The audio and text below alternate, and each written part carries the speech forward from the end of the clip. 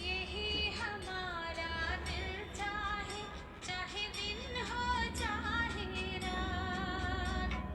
बाबा हमारा दिल चाहे, रहे हम आपके साथ। यही हमारा दिल चाहे, चाहे दिन हो चाहे रात। बाबा हमारा दिल चाहे।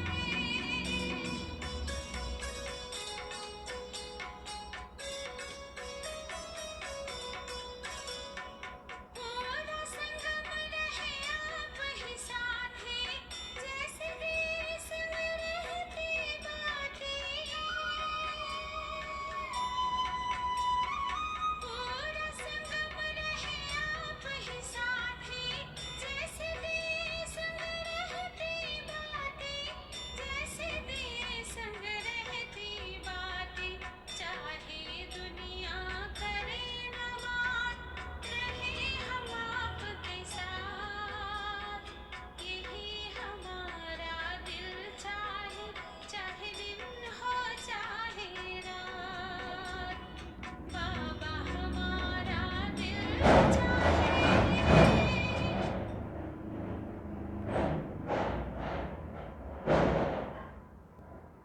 ओम शांति।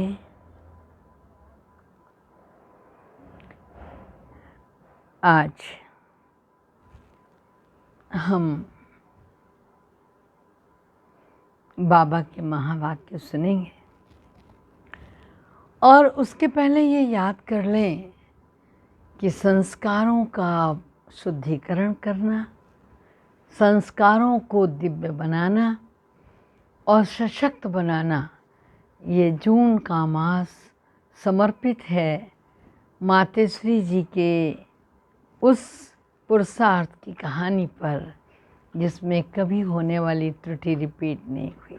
हाँ, कल सुना ना आपने कि देखो कल की वाणी में कैसे मातेश्वरी जी बहुत ध्यान से सुनती थी वाणी, मगन होके सुनती थी, डूब के सुनती थी और तब उसमें से मत के मक्खन निकाल कर देती थी।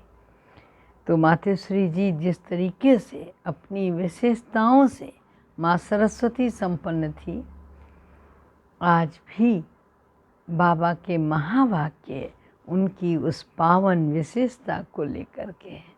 कल बाबा ने कहा था ना, तन मन धन सब अर्पण। तो जब तन मन धन सब अर्पण, तेरा तुझको अर्पण क्या लागे मेरा। तो जब हम सब अर्पित कर देते हैं तो हल्के हो जाते हैं, बहुत हल्के हो जाते हैं, कोई प्रॉब्लम नहीं होती है ना। तो आज भी बाबा ने पावनता जितनी होगी, प्योरिफिकेशन बढ़ता जाएगा और स्वरूप सूक्ष्म होता जाएगा। मैं अगर चाहूँ तो एक बात कहूँ, एक निवेदन, जैसे होम्योपैथिक में है कि दवाइयाँ बढ़ती जाती हैं और सूक्ष्म से सूक्ष्म होती जाती है, असर उतना ही प्रभावकारी होता जाता है। सो लॉन्ग पीरियड माना 1 ml एक बूंद और पूरे मास के लिए नो मेडिसिन। सोचिए, तो जितनी प्योरिटी होगी और उस प्योरिटी के साथ अति सूक्ष्म पावनता का स्तर बढ़ता चला जाएगा। आज बाबा ने कहा, मीठे बच्चे बाप के साथ उड़ने के लिए, क्योंकि वो तो परम पवित्र है, परमात्मा, और हम भी उनके साथ साथ चलना चाहते हैं, तो कंप्लीट प्योर बनो, संपूर्ण सरेंडर हो जाओ। यह देह मेरी नहीं, बिल्कुल अशरीरी बनो। हाँ, ये वस्त्र है, कुछ समय के लिए मिला हुआ है, और संगम युगी वस्त्र तो कहने ही क्या है। आज का प्रश्न है, ऊंची मंजिल पर पहुंचने के लिए कौन सा डर निकल जाना चाहिए।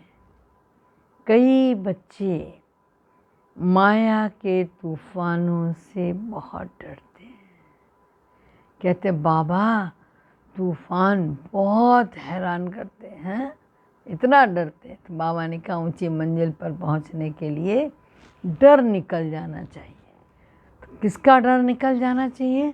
माया के तूफानों का। बाबा को बार बार कहते हैं ये तूफान बहुत आते हैं ना बाबा, आप इनको रोक लो ना बाबा, बाबा आप माया को मना कर दो ना, माया ना आए। तो हम युद्ध के मैदान में विजयी होना चाहते हैं तो हमको उतरना तो पड़ेगा रिंग में, और रिंग में उतरेंगे एज ए बॉक्सर। तो हम अगर मुक्के चलाएंगे तो चलाएगा तो सामने वाला भी ना, अरे 10 नहीं मार पाएगा, 5 तो मारेगा। बाबा कहते बच्चे तो बॉक्सिंग है माया के साथ, उस बॉक्सिंग में भी ऐसा नहीं कि एक ही ओर से वार होता रहे। अगर एक 10 थप्पड़ मारता तो दूसरा 5 तो मारेगा ना, इसलिए तुम्हें डरना नहीं है। महावीर बन विजयी बनना है, तब ऊंची मंजिल पर पहुंच सकेंगे। गीत है दर पे आए हैं कसम ले, हाँ क्या कसम लेकर आए दर पे? तो बाबा कहते हैं ओम शांति। बच्चों ने गीत सुना, जरूर गीत में रहस्य भरा हुआ, जो रिकॉर्ड खरीद कर बाप बैठ इनका अर्थ समझाते हैं। इसको कहते हैं जीते जी मरकर बाप का बनना। जब समर्पण हो जाता है, दीवानगी किस आलम तक होती है कुछ और नज़र ही नहीं आता उसके बिना। तो बाबा ने कहा इसको कहते हैं जीते जी मरकर बाप का बनना। बाप का बनने के बाद टीचर का बनना, और टीचर का बनने के बाद फिर मेजॉरिटी गुरु करते हैं। दुनिया में तो यही होता है ना। क्रिश्चियंस के यहाँ जब बच्चे जन्म लेते तो उनको क्रिश्चियनाइज करते हैं, हमारे सनातन धर्म में भी करते हैं, जात कर्म बोलते। जो 16 संस्कार होते हैं उनमें एक संस्कार ये भी होता है। तो गुरु की गोद में जाकर देते। फिर कोई पादरी हो या कोई भी हो, पादरी तो क्राइस्ट नहीं हुआ ना, कहेंगे उनके नाम पर हम क्रिश्चियन बनते हैं। अभी तुम पहले बाप के बनते हो, तो जब बाप के बनते हो तो सबसे पहले इस पंच तत्वों की काया से न्यारे अशरीरी बनते हो, क्योंकि यथार्थ का बोध हो जाना सबसे बड़ी बात है। हमारा तन मन धन जो कुछ है बाबा को अर्पण करते, जीते जी मरते, अर्थात हम आत्मा उनके बनते हैं। ये बुद्धि में रहना है। जब हम हो गए समर्पित आप पर, तो अब बचा क्या? जो भी मेरी वस्तु है, मेरा शरीर है, मेरा धन है, मेरी दौलत है, मेरे संबंधी हैं, अरे जो कुछ है सबको भूलते हैं। जैसे मरने के बाद भूल जाता है ना, क्या याद रहता है? हम तो ये देखते हैं, कई बार अग्नि संस्कारों में शामिल हुए कि जिस शरीर को कोई इतनी मिट्टी नहीं लगने देता। मेरे पापा हैं, मिट्टी कैसे लग जाए उनको? हाँ, मेरी बहन है, मेरे ये हैं, मेरे वो हैं, बहुत संभाल के रखते हैं। उन्हीं शरीरों को कितनी मोटी खुरदरी लकड़ी, मोटे मोटे लट्ठों के ऊपर रखते हैं। कितना उस समय अगर कहें बड़े निर्दयी हो, क्या कर रहे हो, कहेंगे अब क्या, अब तो चला गया ना, अब तो उसका शरीर है। तो जीते जी किसी को आग नहीं लगा सकते, और मर गया तो रख देते हैं 2.5 मन की लकड़ी में, सब फूंक के स्वाहा करके चले आते हैं। सोचिए ज़रा। तो बाबा ने कहा कि जब आप सब कुछ समर्पित कर देते हैं, सब दे देते हैं, भगवान को अर्पित कर देते हैं, तो जब बाबा को अर्पण कर दिया तो फिर आपका क्या रहा? फिर आप ज़रा क्यों व्यथित हैं? क्यों आपकी बुद्धि जा रही है कि मेरी वो जो लड़की है ना, उसका ये वाला नेट निकल जाता तो बहुत अच्छा होता। बाबा मैं रोज़ योग करती हूँ। अरे जब आप समर्पित हो गए तो क्या आपकी लड़की आपकी रही? हाँ, जब आपने कह दिया सब कुछ तेरा, आपके बच्चे भी तो बाप के बच्चे हो गए। इसका मतलब आपने बच्चे किनारे करके केवल खुद को समर्पित किया था। सोचने की बात है। जब सब दे दिया उस जगत नियंता को तो सब उसका है, क्यों सर पे उठा के घूमते हो? तो बाबा ने कहा सबसे पहले अशरीरी बनते और कहते हो हमारा तन मन धन जो कुछ है बाबा को अर्पण करते। जीते जी मरते अर्थात हम आत्मा उनके बनते हैं। यह बुद्धि में रहता है कि जो भी मेरी वस्तु है, मेरा शरीर है, मेरा धन दौलत है, मेरे संबंधी आदि हैं, सब कुछ सबको भूलते। मरने के बाद भी तो सब भूल जाता है ना। कितनी बड़ी मंजिल है। हम अशरीरी आत्मा है, यह पक्का करना है। ऐसे नहीं कि तुम शरीर छोड़ और मर पड़ते हो, नहीं। आत्मा कंप्लीट पवित्र थोड़े ही बनी है, भल बाप के बने हो, परंतु बाबा कहते हैं तुम्हारे पंख टूटे हुए हैं। हाँ, आज हमारी बड़ी दादी कहा करती थी, याद आती है कि मेरे 2 पंख हैं, बाप और दादा। जैसे ब्राह्मणों के 2 पंख हैं, उमंग और उत्साह, ऐसे बड़ी दादी कहती थी आज तक कभी किसी से कोई अटैचमेंट नहीं हुआ। मेरा अटैचमेंट बाप और दादा, मेरे 2 पंख हैं, 2 सहारे हैं। तुम्हारी आत्मा अपवित्र हो जाती तो ये पंख टूट जाते हैं। माया ने आत्मा के पंख तोड़ दिए, अभी आत्मा उड़ नहीं सकती। तमो प्रधान होने के कारण एक भी मनुष्य वापस जा नहीं सकता। माया ने एकदम पंख तोड़ दिए। बाबा ने समझाया है आत्मा सबसे तीखी जाती, उनसे तीखी चीज़ कोई होती नहीं है। आत्मा से तीव्र गति से तो कोई पहुंच ही नहीं सकता। पिछाड़ी में मच्छरों सदृश कौन जाएगा? हम आत्माएं जाएंगी ना, आत्माएं भागती हैं। कहाँ जाती हैं? तो कहा सूर्य और चांद के भी पार, वहाँ से फिर लौटना नहीं है। उनके रॉकेट आदि तो जाके लौट आते हैं, सूर्य तक तो पहुँच नहीं सकते। तुमको तो उनसे भी बहुत दूर जाना है। सूक्ष्म वतन से ऊपर मूल वतन में जाना है। आत्मा को पंख मिल जाते हैं, हिसाब किताब चुकतू करके जाना है ना। अभी तो सब आत्माएं मैली पाप आत्मा है। भल बड़े गुरु साधु सन्यासी आदि हैं और समझते हैं कि हम गुरु हैं, अहम ब्रह्मास्मि, अहम ब्रह्मो ब्रह्मा, हम ब्रह्म में पहुँचे हुए हैं।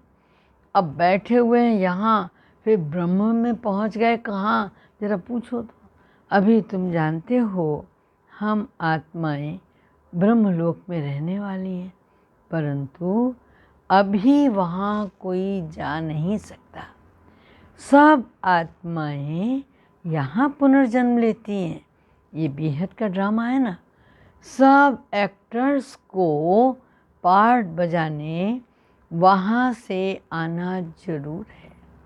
सबकी आत्माएं स्टेज पर आएं। जब विनाश का समय होता है तो सब आ जाते। वहाँ रहकर क्या करेंगे? एक्टर बिगर पार्ट बजाए घर में थोड़ी बैठ जाएगा।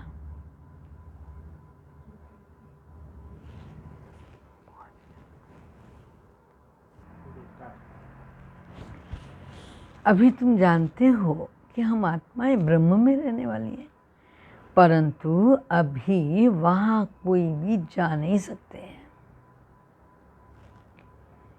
सब आत्माएं यहाँ पुनर्जन्म लेती हैं। ये बेहद का ड्रामा है। सब एक्टर्स को पार्ट बजाने के लिए वहाँ से यहाँ आना जरूर है। सब की आत्माएं स्टेज पर आई। जब विनाश का समय होता है तो सब आ जाते हैं, वहाँ रहकर क्या करेंगे? एक्टर बिगर पार्ट बजाए घर में थोड़ी बैठ जाएगा, नाटक में जरूर आना पड़ेगा।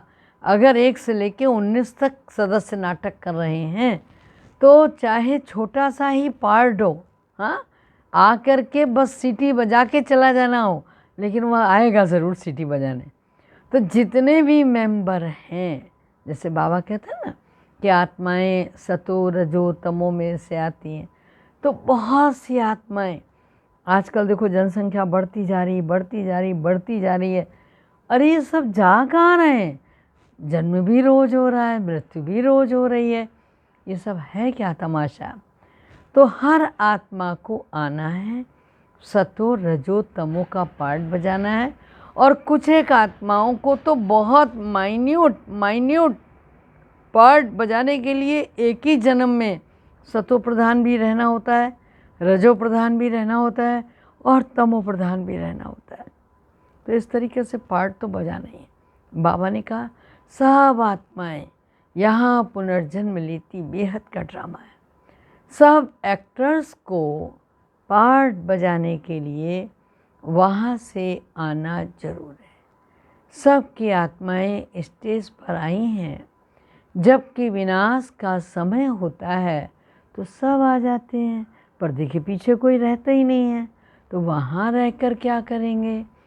एक्टर्स बिगर पार्ट बजाए घर में थोड़ी बैठ जाएगा, नाटक में तो आना ही पड़ेगा मंच पर। वहाँ से जब सब चले आते, एकदम खलास खाली हो जाता है, तब बाबा फिर सबको यहाँ से वापस ले जाते। बाप कहते हैं मैं भल यहाँ हूँ तो भी आत्माएं आती रहती हैं, वृद्धि को पाती रहती हैं नंबरवार, फिर तुम जाएंगे भी नंबरवार। सारा मदार किस पर है? आपकी अवस्था पर। इसीलिए मर्जीवा बनना है आपको, है ना? हम सबको मर्जीवा बनना है, ये नहीं कि आप ही को बनना है। हम आत्मा हैं, यह निश्चय कर क्या करना है? मेहनत करना है। सुबह से शाम तक आत्माभिमानी होकर रहने की मेहनत करनी है। यही तो मेहनत है। और मेहनत क्या है? बच्चे घड़ी घड़ी देह अभिमान में आकर भूल जाते। देही अभिमानी तब रहेंगे जब कंप्लीट सरेंडर हो जाएंगे। बाबा ये सब कुछ आपका है। हाँ, कहना आसान है एक लाइन में, तो दियम वस्तु गोविंदे तुम्हें समर्पित है। हाँ, सब कुछ आपका है, लेकिन बाबा कहता है होता नहीं है। कहते हैं मैं भी आपका हूँ, ये देह जैसे कि हमारी नहीं है, इनको मैं छोड़ देता हूँ। बाबा मैं आपका हूँ। बाबा कहते मेरा बन और सबसे ममत्व मिटा दो। बाकी ऐसे नहीं कि यहाँ आकर बैठ जाना है, तुमको अपना धंधा धोरी करना है, घर संभालना है। हाँ, क्या करना है? क्या बताया जाता है? मातृ ऋण, पितृ ऋण, गुरु ऋण, समाज ऋण, हाँ? इन सब से ऋण होना है ना। तो बाबा कहता है तुम्हें घर संभालना है, बच्चे को कर्जा उतारना है माता पिता का, उनकी सेवा करके उजूरा देना है। उन्होंने पालना दी है ना, तो माँ बाप की पालना का भी कर्ज चढ़ता है। इसीलिए कहते हैं मातृ ऋण पितृ ऋण। अब बाप तुम्हारी पालना कर रहे हैं। शुरू में जो भी आए थे सब ने झट सरेंडर कर दिया। यज्ञ का जो आदि का गुलदस्ता है, देखो कुछ नहीं देखा किसी ने भी आगे पीछे, अपने पास कुछ नहीं रखा, सरेंडर किया। उस धन से तुम बच्चों की बाबा पालना कर रहा है। शुरू में जो भी आए थे सब ने झट सरेंडर कर दिया, अपने पास कुछ नहीं रखा। उस धन से तुम बच्चे भारत को पावन बना रहे हो। भारत ही बिल्कुल पवित्र था। भारतवासियों जैसा पवित्र सुखी कोई हो नहीं सकता। भारत सबसे बड़ा तीर्थ है। क्या समझे? जहाँ पतित पावन भगवान स्वयं आकर सारी सृष्टि को पतित से पावन बनाते। अभी यह तत्वादी सब दुश्मन है। हाँ, भूकंप आता नहीं आता, रोज़ कहीं ना कहीं अर्थक्वेक होंगे, तूफान लगेंगे, क्योंकि तमो प्रधान है। नेचुरल कैलेमिटीज़ आएगी। अभी एक बार में ही 2-2 समुद्री तूफान आ गए। हाँ, नेचुरल कैलेमिटीज़ आएंगी, बहुत दुख देंगे। इस समय सब दुख की चीज़ें, और ये सब यहाँ सतयुग में क्या होगा? यहाँ दुख की चीज़ें, और सतयुग में सब सुख की चीज़ें होंगी। समझा? वहाँ यह तूफान या गर्म वायु आदि कुछ नहीं होता। तुम्हारे में भी ये बातें बहुत थोड़ी समझते हैं। आज हैं, कल नहीं है, तो कहेंगे कुछ नहीं समझा। भल यहाँ आते, परंतु सब कायम थोड़ी रहते। यहाँ से गए, 10 दिन बाद समाचार लिखेंगे, बाबा फलाने को माया खा गई। ऐसे होता रहता है। छोटे फूल बड़े हों तो उनमें फल आ जाए, उनमें फिर दूसरों को आप समान बनाने की ताकत रहती है।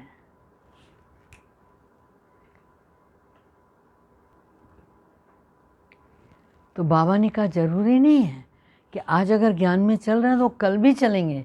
बाबा कहते हैं यहाँ सामने आते हैं, बढ़िया जी बाबा करते हैं, बाहर गए माया खा गई, फिर समाचार आता है 10 दिन बाद, बाबा फलाने को तो माया खा गई। ऐसा होता रहता है। अगर छोटे फूल बड़े हों और उनमें फल आ जाए तो बाबा ने कहा आप समान बनाने की ताकत रहती है, क्योंकि जब तक किसी भी पौधे में फूल नहीं आएगा तो फल भी नहीं आएगा, उनका फल निकलता है। बाप के बने फिर प्रजा भी बनानी है, वारिस भी बनाना है। पंडे बन बाबा के पास आए, बस हम पहुंच गए, नहीं, मंजिल है बड़ी। कहते हैं माया के तूफान बहुत आते हैं, तुम बाप के बने हो, तूफान तो आएंगे। कहते बाबा हम आपके थे, फिर आपसे हमने वर्षा लिया, फिर पुनर्जन्म लेते लेते 84 जन्म पूरे किए, फिर आकर आपके बने। मैं तो आपसे वर्षा लेकर ही छोड़ूंगा। गीत की लाइन याद आई ना, कसम लेके आया हूँ। तो ऐसे बाप को इतना याद करना पड़े, आप समान बनाए, फल देना पड़े, नहीं तो माला कैसे बनेगी, बाप का वारिस कैसे बनेंगे। प्रजा भी चाहिए, वारिस भी चाहिए। जो गद्दी पर बैठे, बाप के पास तो बहुत आते हैं, फिर फारकत ही दे देते हैं। जब बुद्धि का योग टूटा तो खेल खत्म, है ना। कई बच्चे बाबा से आकर पूछते बाबा अवस्था कैसे जमाएं, हाँ, कोई तूफान न लगे, इसका रास्ता तो बताते ही रहते हैं। बाप को याद करो, तूफान तो लगेंगे ही। बॉक्सिंग में ऐसा कोई देखा है क्या कि एक ही आदमी थप्पड़ खाता रहे? हाँ, जरूर दोनों में हिम्मत होगी तब तो एक दो को चैलेंज दे के उतरेंगे ना। और रिंग में आए हो तो 5 एक लगाएगा तो दूसरा तो 10 लगाएगा ही। यह भी बॉक्सिंग है। बाप को याद करते रहेंगे तो माया भागती जाएगी, परंतु फट से कुछ नहीं होगा, पावर चाहिए। हाँ, माया से कुश्ती लड़नी है। ऐसा मत समझो कि अब बहुत ताकत आ गई मुझ में, योग लगा के माया मुझे कुछ नहीं कर सकती। नहीं, मरते मरते भी क्या करता है लोग, हाँ क्या करता है, बिल्कुल हमने समझा कि हमने उसको गिरा दिया, बेदम कर दिया, अब वो क्या करेगा। लेकिन नहीं, महाभारत में भी है, अंतिम समय बिल्कुल जाने लगा था दुर्योधन, तो भी उसने कहा संकल्प करके तुमको दे जा रहा हूँ। हाँ, जाते जाते भी उससे एक वचन ले गया। और आखिर उसके बाद क्या किया उसने, अश्वत्थामा ने, सोचने की बात है।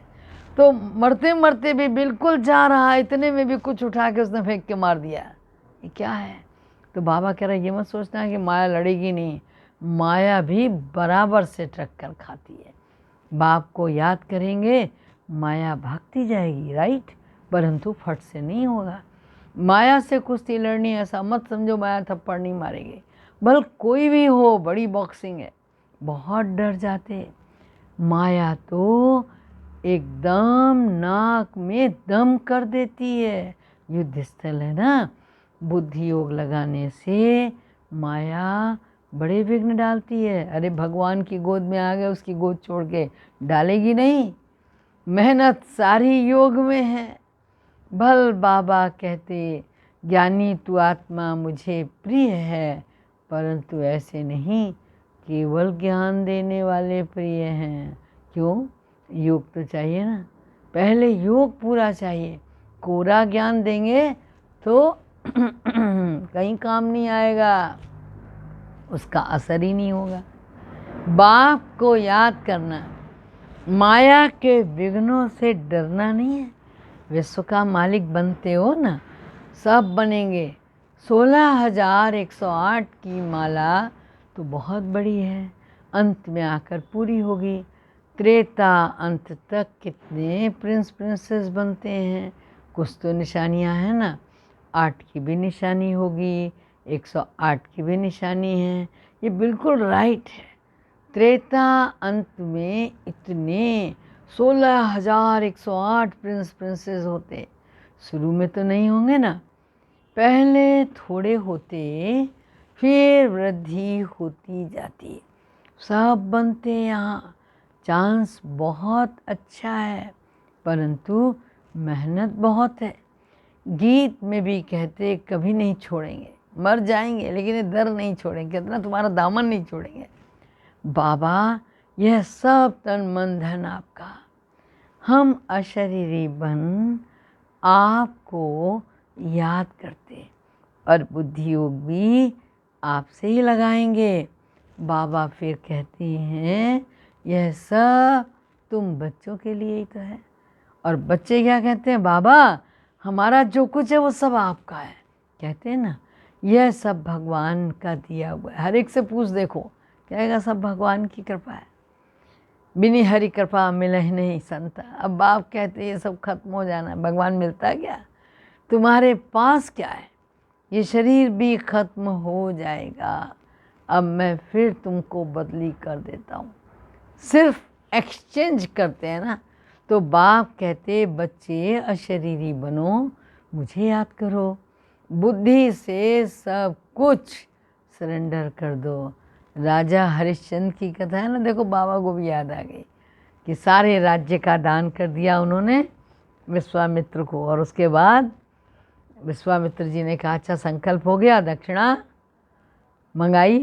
बोले रख दो राजन, अब तो ये राजकोष मेरा हो गया है। हाँ, इससे कहाँ ले सकते हो? अब चूँकि राजा थे, थोड़ी बहुत भी नहीं, 1 सहस्त्र मुद्रा मंगाई थी, तो उस 1 सहस्त्र के पीछे खुद बिकना पड़ा।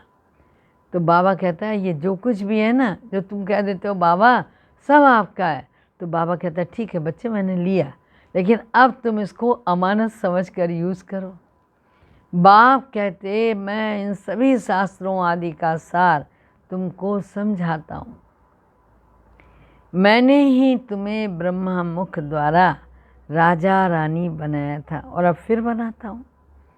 कभी भी मनुष्य को गीता सुनाए, राजयोग सिखा के राजा रानी बना न सके, फिर गीता सुनने से फ़ायदा क्या? बाप कहते हैं मैं खुद कल्प कल्प आकर तुमको स्वर्ग का मालिक बनाता हूँ। हमारे बनेंगे तब तो वारिस बनेंगे ना। तो जितना योग में रहेंगे उतना शुद्ध होते जाएंगे। बाबा ये सब आपका है, हम तो ट्रस्टी हैं, आपके हुक्म बगैर हम कुछ नहीं करेंगे, शरीर निर्वाह कैसे करना है वो भी मत लेते हैं। अक्सर करके बाबा कह रहा है क्या, गरीब ही पोता मेल देते हैं, साहूकार तो दे न सके, सरेंडर भी नहीं हो सकता, कोई विरला निकलता है कोटों में कोई। जैसे एक जनक का नाम, बाल बच्चे हैं, जॉइंट प्रॉपर्टी है, अलग कैसे हो। साहूकार लोग अपनी प्रॉपर्टी निकालें कैसे जो सरेंडर हो। बाप है ही गरीब नवाज, सबसे गरीब माताएं, उससे जास्ती कन्याएं गरीब हैं। तो बाबा कहता है कन्या को कभी भी वर्षे का नशा नहीं होगा। हाँ, कल की मुरली में था ना कि बच्चों को बाप की प्रॉपर्टी का नशा रहता है, वो घड़ी घड़ी बोलते रहते हैं मेरा बाप ये है, मेरा बाप वो है। कन्या को कभी वर्षे का नशा नहीं होगा, बच्चे को बाप की जागीर का नशा रहता है। तो वह सब को छोड़ फिर वैकुंठ का वर्षा लेना पड़े। दान हमेशा गरीब को ही दिया जाता है। भारत है सबसे गरीब, अमेरिका बहुत साहूकार है, उनको वर्षा देते क्या। भारत सबसे साहूकार था और कोई धर्म नहीं था, सिर्फ भारतवासी ही थे। एक भाषा थी, गॉड इज़ वन, मैं वन सॉवरेंटी, वन धर्म, वन भाषा की स्थापना करता हूँ। ये कौन कह रहा है, वन ऑलमाइटी, वन गवर्नमेंट की स्थापना करता हूँ। वन से फिर 2 होंगे, फिर 3 होंगे, अभी कितने धर्म हैं, फिर जरूर वन धर्म में आना चाहिए। 5000 वर्ष की बात है, वन धर्म था। विद्वानों ने सतयुग की आयु लाखों वर्ष लगा दी, समझते ही नहीं सतयुग में क्या होता है, समझते स्वर्गवासी हुआ, शायद ऊपर चला गया। दिलवाड़ा मंदिर में भी स्वर्ग ऊपर छत में, तो मनुष्य मूंझ जाते हैं। हाँ, माउंट आबू में जिन्होंने भी देखा है याद है कि वो छत पे दिखाते हैं, वास्तव में स्वर्ग ऊपर में कोई है नहीं। तुम अभी जानते हो, बाबा के पास जाकर फिर यहाँ ही आकर राज्य करेंगे। यह ज्ञान बुद्धि में रहना चाहिए, जो कोई को समझा सको। कच्चे को तो माया चिड़िया खा जाएगी, इसलिए फ़ोटो भी मंगाए जाते हैं, रजिस्टर भी रखा जाता है। बाबा ने कहा, बाबा के पास समाचार आता, फलाने ने एक ही ऐसा ज्ञान का तीर मारा जो मैं बाबा का बन गया। शास्त्रों में भी लिखा हुआ है, कुमारियों द्वारा बाण मरवाए। अरे बाप को क्यों भूले हो, इसको ज्ञान बाण कहा जाता। माने याद दिलाना भगवान की, सिर्फ बाप की याद दिलानी, बाकी कोई वो हिंसक तीर कमान की बात नहीं है, बाण की बात नहीं है। बाबा कहते हैं मैं ब्रह्मा मुख से सब शास्त्रों का राज तुम्हें समझाता हूँ। ब्रह्मा तो जरूर यहाँ ही होना चाहिए। उन्होंने फिर विष्णु की नाभि से कमल दिखाया और कमल के ऊपर ब्रह्मा को बैठा हुआ दिखाया। जानते कुछ भी नहीं है, मनुष्यों को तो जो आया सो लिख दिया। गंदगी तो बहुत है, रिद्धि सिद्धि वाले भी बहुत हो गए हैं। सच जब निकलता है तो झूठे उसका सामना करते हैं। सच कभी नहीं कहता मैं सच हूँ, ऑलरेडी सच है वो तो, लेकिन झूठ जब सच के कपड़े पहन लेता है तो उसे सिद्ध करना। अब तुम समझते हो कि शिव बाबा निराकार है और ये ब्रह्मा साकार है, बाकी नाभि आदि की तो कोई बात नहीं है। अच्छा, मीठे मीठे सिक्के लदे बच्चों प्रति माता पिता बाप दादा का याद प्यार, गुड मॉर्निंग। रूहानी बाप की रूहानी बच्चों को नमस्ते। धारणा के लिए मुख्य सार है, अब ज्ञानी तो आत्मा बनना है। सुना क्या, सिर्फ ज्ञान सुनने और सुनाने वाला नहीं, याद की भी मेहनत करनी है।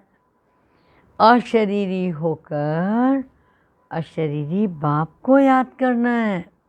दूसरी पॉइंट है, बाप का बनकर दूसरी सब बातों से ममत्व मिटा देना है। यह देह भी मेरी नहीं, पूरा देही अभिमानी बन कंप्लीट सरेंडर होना। घंटों देह का ही श्रृंगार करते रहेंगे, ये ठीक नहीं, वो ठीक नहीं, ये कपड़ा हो, वो सूट हो, ये सेट हो। अरे कहाँ डूबे हो? तो बाबा कह रहा है बाप का बनकर इन सब बातों से ममत्व मिटा दो। ये देह भी मेरी नहीं, पूरा देही अभिमानी बनो और कंप्लीट सरेंडर होना। फिर बाबा ने कहा आज वरदान कौन सा दिया?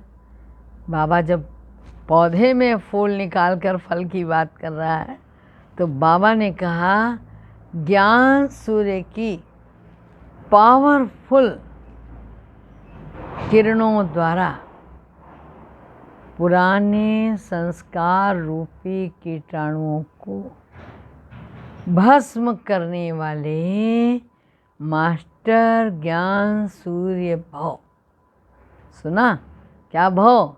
मास्टर ज्ञान सूर्य कैसे भी पतित वातावरण को बदलने के लिए अथवा पुराने संस्कारों रूपी कीटाणुओं को भस्म करने के लिए यही स्मृति रहे कि मैं मास्टर ज्ञान सूर्य हूँ।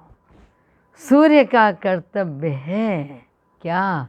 रोशनी देना, नो डाउट, लेकिन रोशनी के साथ साथ कीटाणुओं को भी तो खत्म करता है ना, कीचड़े को खत्म करना। तो ज्ञान योग की शक्ति व श्रेष्ठ चलन द्वारा यही कर्तव्य करते रहो। यदि पावर कम है तो ज्ञान सिर्फ रोशनी देगा, परंतु पुराने संस्कार रूपी कीटाणु खत्म नहीं होंगे। जैसे सूर्य निकलता है ना, बादल कभी ढक लें, फिर निकला, फिर ढक लें, तो बड़ी हल्की रोशनी होती। पावर आती पावर हाउस से, कोई फॉल्ट होता है पूरी पावर नहीं आती। इंस्ट्रूमेंट्स चलेंगे धीरे धीरे या फिर चलेंगे नहीं, लोड चाहिए, लोड है ही नहीं। तो अगर आप ज्ञान सूर्य बनकर किसी को सकाश दे रहे हो तो सकाश देने से पहले वो योग की पावर संचित करनी पड़ेगी। यदि पावर कम है तो आपने जिस किसी को ज्ञान दिया वो कहेगा अच्छा है, बढ़िया है, लेकिन चल नहीं पाएगा क्योंकि वो ताकत उस एक एक शब्द के साथ शामिल नहीं है। ज्ञान सिर्फ रोशनी देगा, परंतु पुराने संस्कार रूपी कीटाणु खत्म नहीं होंगे। और जब खत्म नहीं होंगे इसलिए पहले योग तपस्या करो, पावरफुल बनो, और जब पावरफुल होंगे तो ये दोनों काम साथ साथ होंगे।